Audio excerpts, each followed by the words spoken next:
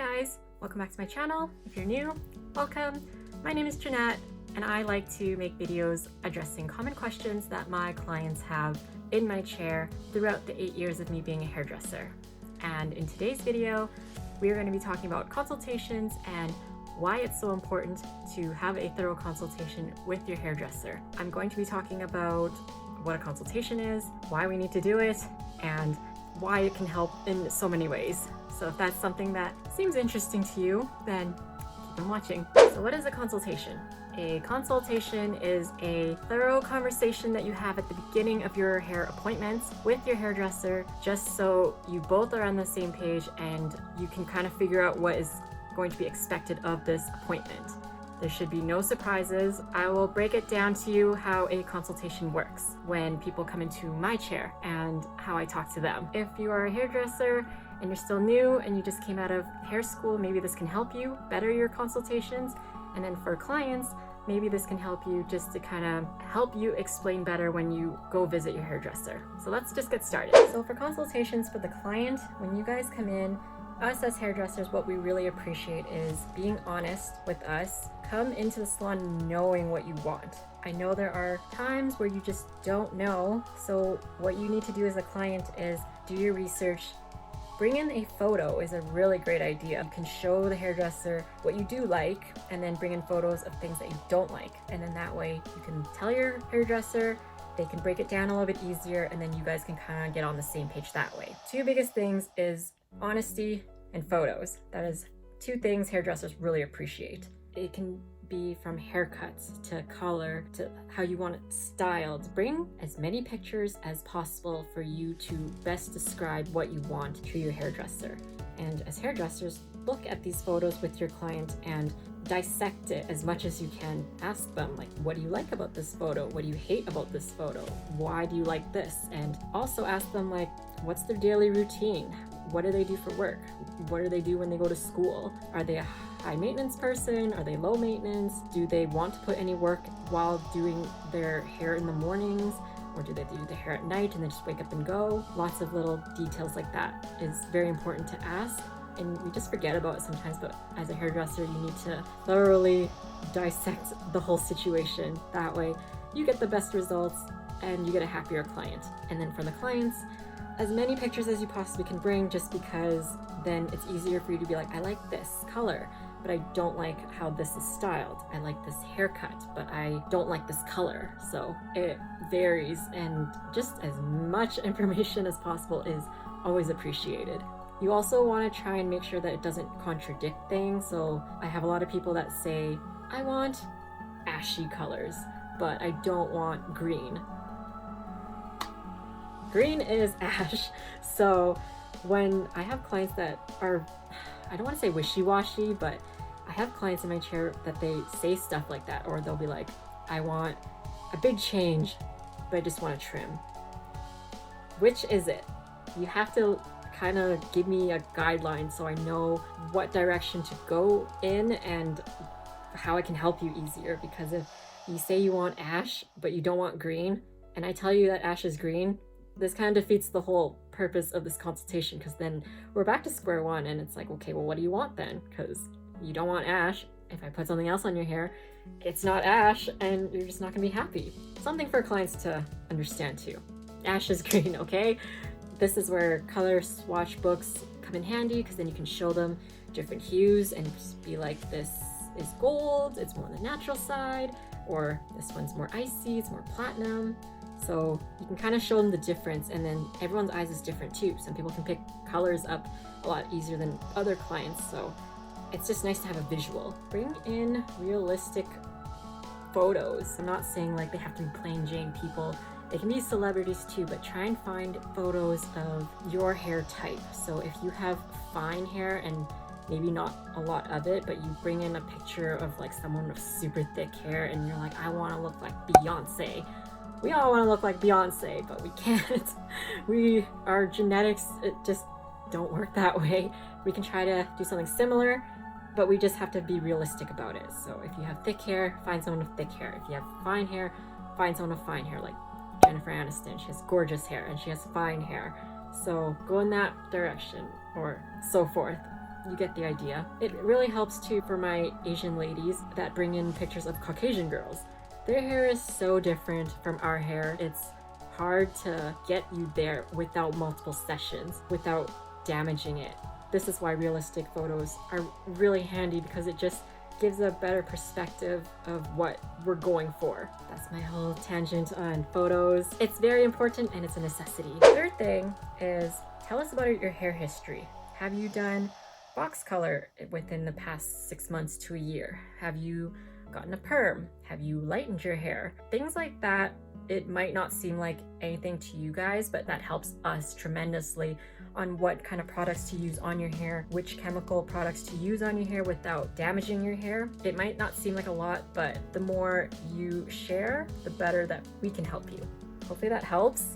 Hopefully you can practice this when you go into the hair salon. I also wanted to bring up a fourth point here. It's a very scary question to ask, but sometimes you just kind of need to rip that band-aid off and ask. This goes both for the hairdresser as well if you don't hear your clients telling you about this.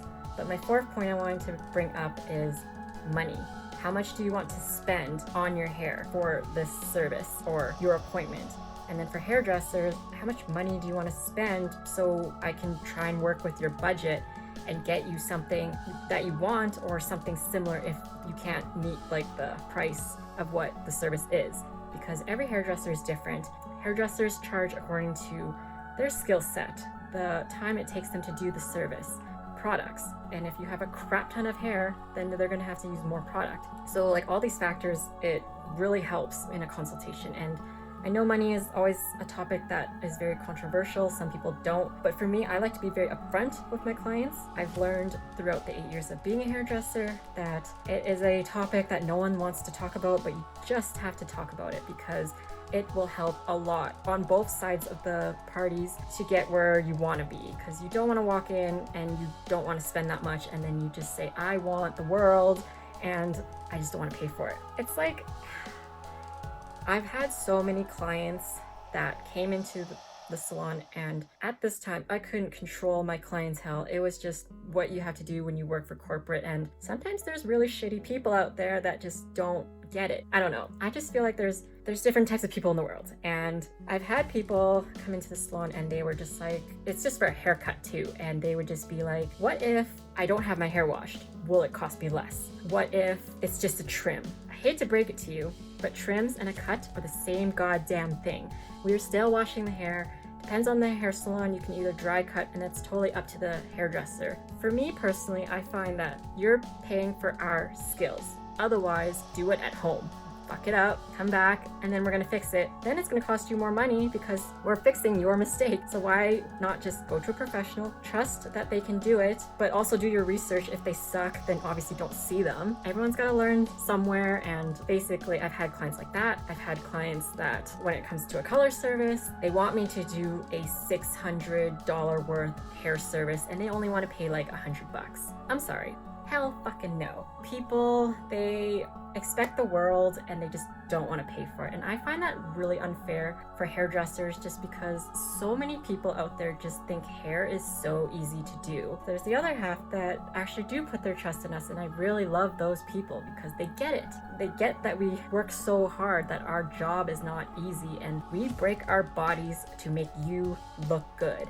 Appreciation is always nice. I've had so many mixes of clients, super sweet, they just get it. They never ask why this costs us so much, they just get it. They know how much work is put into their beautiful hair, and when they see the results, they're super happy, and those are my kind of people. Those are my clients. Shout out to all of you guys that are watching my YouTube channel. Love you guys. I would be nowhere without you, so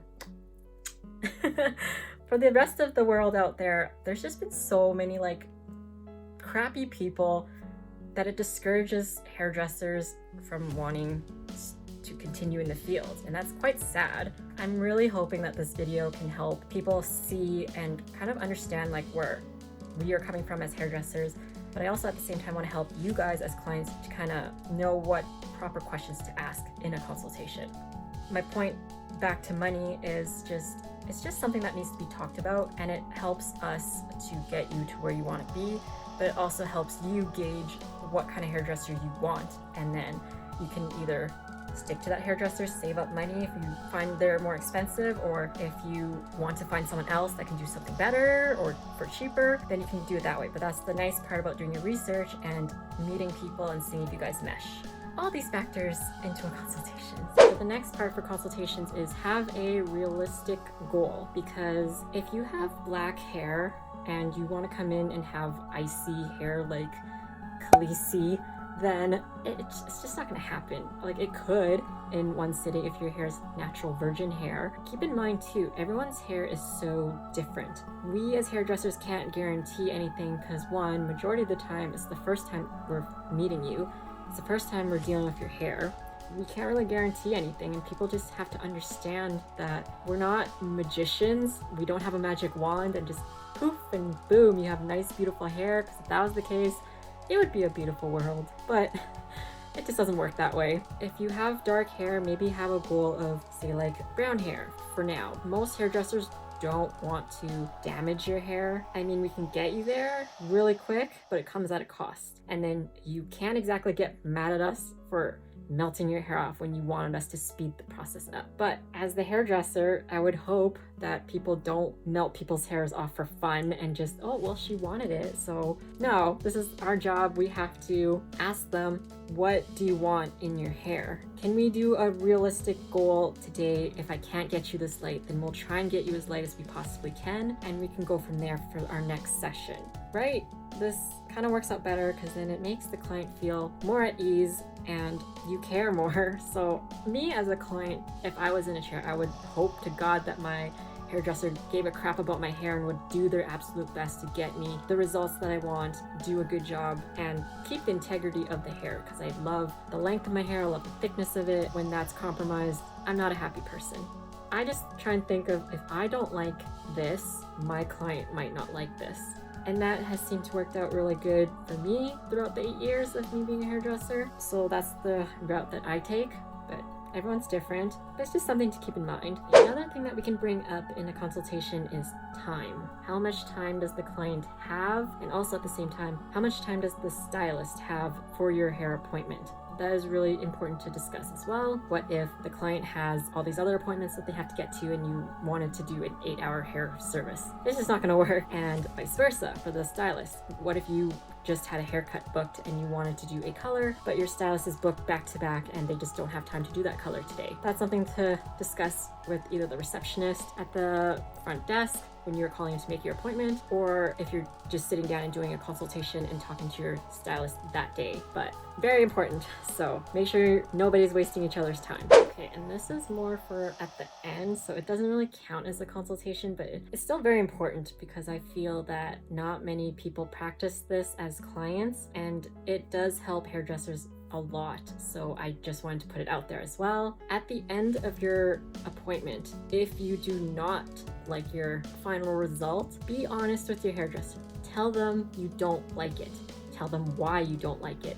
And don't be those people that you just want to be nice and you don't want to hurt anyone's feelings and you go home and then you end up crying. That, one, makes us feel horrible, and two, it doesn't help that hairdresser to learn and grow as a hairstylist. That's what we need. We need the critique, we need the criticism, but don't be a douchebag about it, obviously. Tell them just in a calm manner that what they did was not what you wanted. This is also, it ties into consultations too, because what if something wasn't voiced properly? What if something was miscommunicated and that's the result of why you didn't like your hair final result? I just wanted to put it out there.